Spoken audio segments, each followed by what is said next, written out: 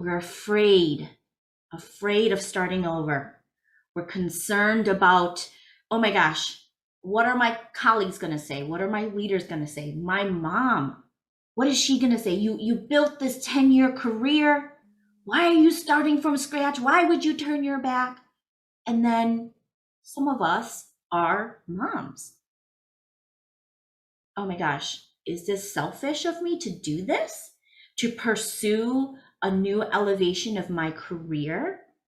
So there's a lot of things going on, in particular to the women that I support. There is not just fear of failure, fear of the unknown, fear of starting over.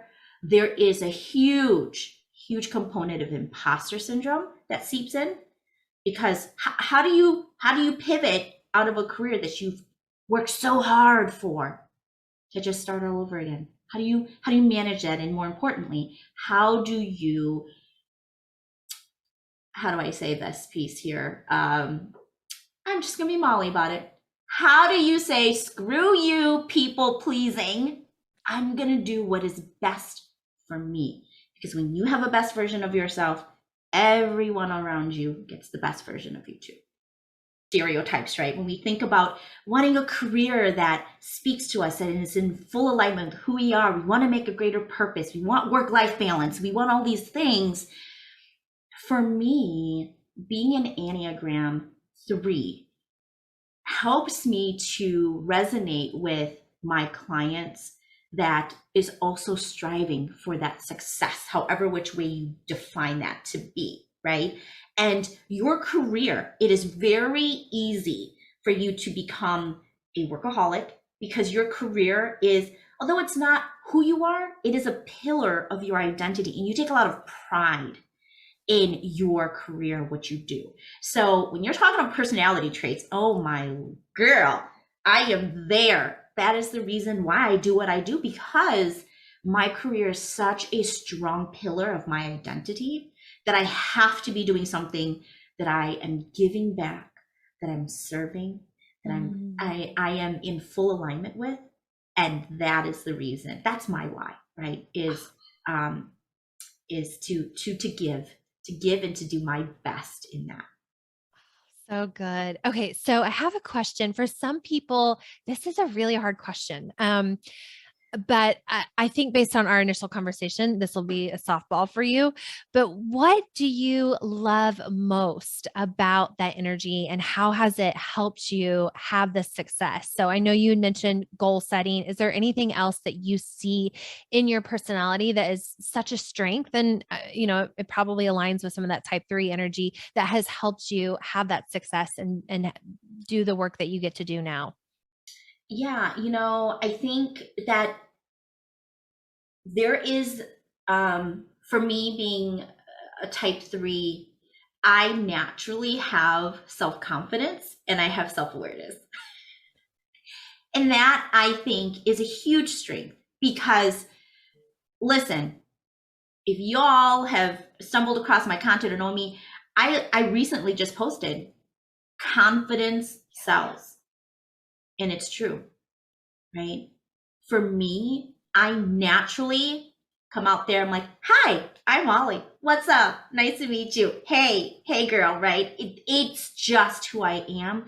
And I think the ability to be really intuitive, that self-awareness has really guided into my success, even in the corporate space, all the way through into today as a entrepreneur, is ensuring that I am still authentically who I am. I am confident.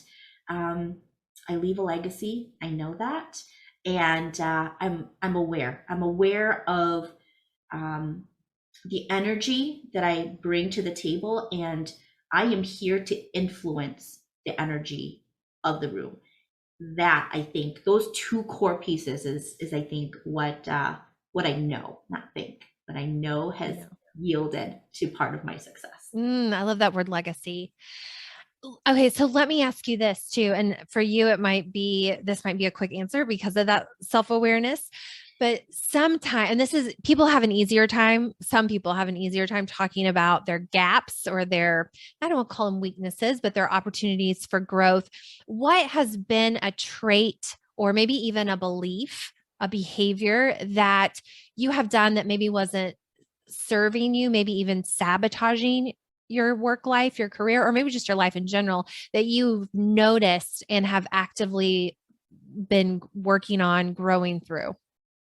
Yeah, great question. For me, I think there's a toss up. It's fair game between fear of failure and Mm. people pleasing. Like I just prefaced today's episode on people pleasing. Now, I will be the first one to raise my hand. I am not perfect. I am a continuous, I go to, people pleasing anonymous every week, right? Like that is that self-awareness piece that I know, right? So there is that forefront thinking of, okay, where am I wearing a mask that is Mm. not authentically who I am? Okay. And tying back to fear of failure, if I took my mask off and if I was authentically Mollie, is it going to impact my success in some way? Mm. Am I going to be viewed as less of a successful person than what people perceive me to be?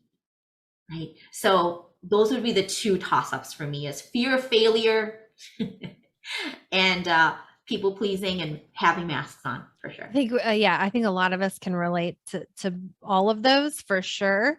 Especially as women, the people pleasing is that struggle is real, regardless of what type you identify with.